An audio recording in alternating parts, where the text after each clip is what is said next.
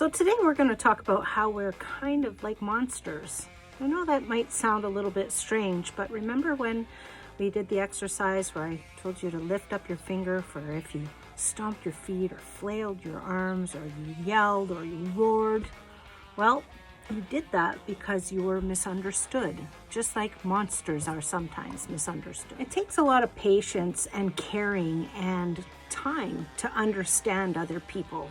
And take that time to listen to others. And that doesn't happen all the time. I know that I've had times in my life where I've been misunderstood.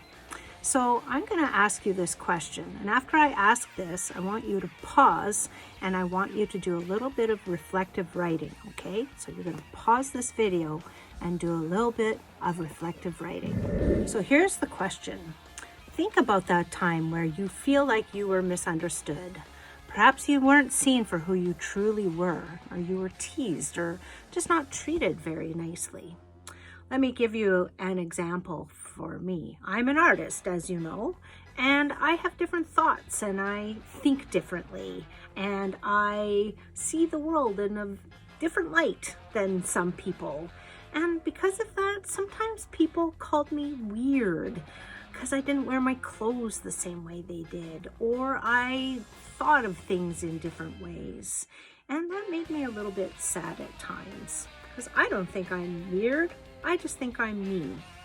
So stop this video right now, and I want you to write down at least one time where you felt you were misunderstood. Okay, go ahead. Now I want you to think about that problem and how you resolved it. What was a positive way that you resolved your problem? Here are some of the ways that I've resolved my problem.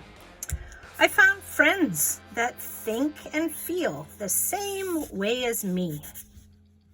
I surround myself with artists and I learned about who they are. Not all artists are the same and they don't think the same. They're unique individuals, just like all human beings are. So I like to learn about different people through their artwork. When someone is not nice to me, I kindly tell them I do not appreciate that. It's a nice way of saying, please leave me alone. I remain proud of being me. I'm a unique, creative person. I let people know it's okay to be different and still be nice. Just because you don't have the same point of view doesn't mean that you have to be mean to each other.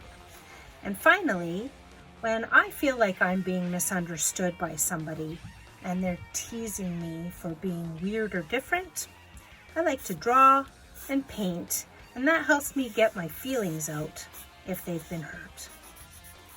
So those are some of the ways that I resolved my problem of being misunderstood. What about you? What did you write down? You were misunderstood because you were different in some way. Just like monsters, they're definitely different than us. But it's important to take the time to actually learn to understand others, even monsters. I know that sounds strange, but we should take the time. So let's do a little bit of reviewing. Seek first to understand, then to be understood. Listen to other people's ideas and feelings. When they say listen, that means not interrupting, allowing people to have the opportunity to say what their ideas and their feelings are completely. Also, try to see things from their viewpoint. So put yourself in their shoes and imagine how it feels to be them. That will really help to understand them. Oh, I jumped the gun here. Listen to others without interrupting. That is so important so that people truly feel heard. Be confident in voicing your ideas. It's okay if it's different. It's all right to say it. I look people in the eyes when talking. That is genuine interaction. And that helps to understand and be understood. Very important things to remember when you're interacting and communicating with people. So now we're going to start to put this all together. Why have we been talking about being misunderstood?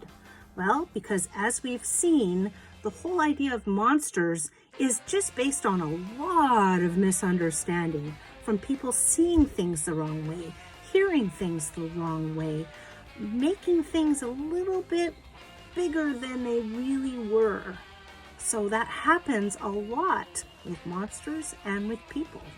So we're going to explore this further, and we're going to find that monster in us, and we're going to make our own monster. You ready? Here we go. We're going to start drawing soon.